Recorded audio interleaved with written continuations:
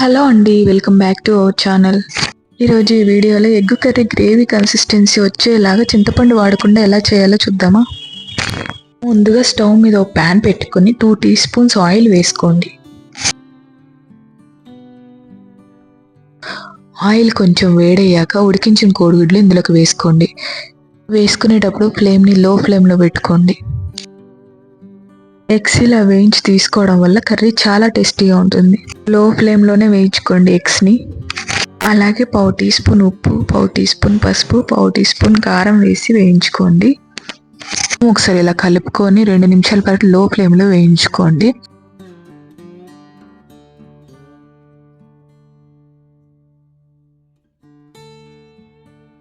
ఈ విధంగా వేగితే సరిపోతుంది. ఇలా వేగిన తర్వాత తీసి పక్కన ఉంచుకోండి.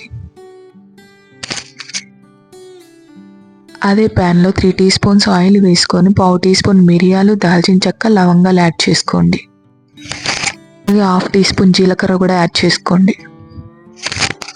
2 మీడియం సైజ్ ఉల్లిపాయలు వేసుకొని చిన్న ముక్కలుగా కట్ చేసుకొని వేసుకోండి. ఒకసారి ఇలా కలుపుకొని ఫ్లేమ్ని మీడియం ఫ్లేమ్లో పెట్టుకోండి. అలాగే 2 పచ్చిమిర్చి తీసుకొని చిన్నగా కట్ చేసుకొని వేసుకోండి. ఉల్లిపాయలు గోల్డెన్ కలర్ వచ్చే వరకు వేయించుకోవాలి. అలాగే ఇక్కడ 2 ఎండుమిర్చి తీసుకొని వేసుకోండి. అలాగే 1/2 టీ స్పూన్ పసుపు కూడా యాడ్ చేసుకోండి.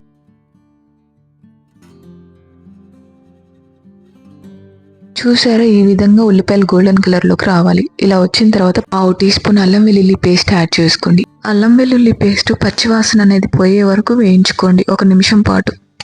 పచ్చివాసన పోయాక ఇక్కడ 2 నుంచి 3 టమాటాలు, చిన్నవి అయితే 3 టమాటాలు, మీడియం సైజ్ అయితే 2 టమాటాలు వేసుకోండి. బాగా పండినవి అయితే బాగుంటుంది. 3 టమాటాలు వేసుకున్న తర్వాత కలిపి మూత పెట్టండి. టమాటాలు ఉడికేంత వరకు మధ్యలో ఇలా మూత తీసి అప్పుడప్పుడు కలుపుతూ ఉండండి. ఈ స్టేజ్లోనే 1/2 టీ స్పూన్ ఉప్పు, 1/2 టీ స్పూన్ కారం, చిటికెడు ధనియాల పొడి కూడా వేసుకోండి. ఇలా అన్నీ వేసుకొని ఒకసారి కలుపుకోండి. అలాగే ఈ స్టేజ్లోనే 2 రెమ్మలు కరివేపాకు వేసుకోండి.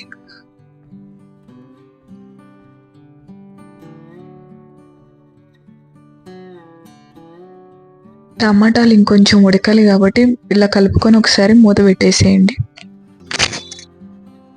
ఇలా మధ్య మధ్యలో కలుపుతూ ఉండండి ఉడికే వరకు.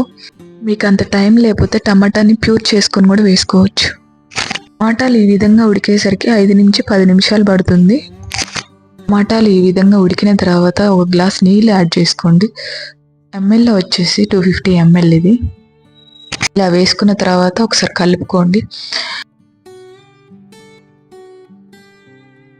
1 నిమిషం పాటు ఇలా ఉడికించిన తర్వాత వేయించుకున్న కోడిగుడ్లు వేసుకోండి ఇందులోకి.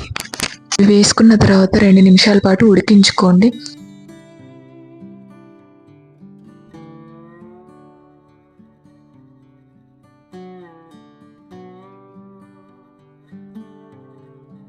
గ్రేవీ కన్సిస్టెన్సీని బట్టి మీరు స్టవ్ ఆఫ్ చేసుకోవచ్చు. ఈ స్టేజ్లో కావాలంటే ఈ స్టేజ్లోనే ఆఫ్ చేసుకోవచ్చు.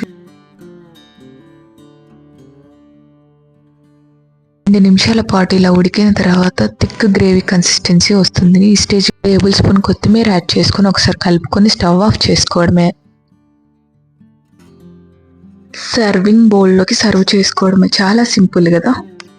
రైస్లోకే కాదండి, పరోటా కానీ, చపాతీ కానీ, రోటీలలోకి కానీ చాలా బాగుంటుంది.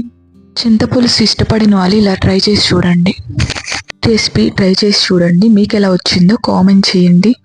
అలాగే లైక్ చేయండి, షేర్ చేయండి, సబ్స్క్రైబ్ మాత్రం మర్చిపోకండి. Thank you for watching.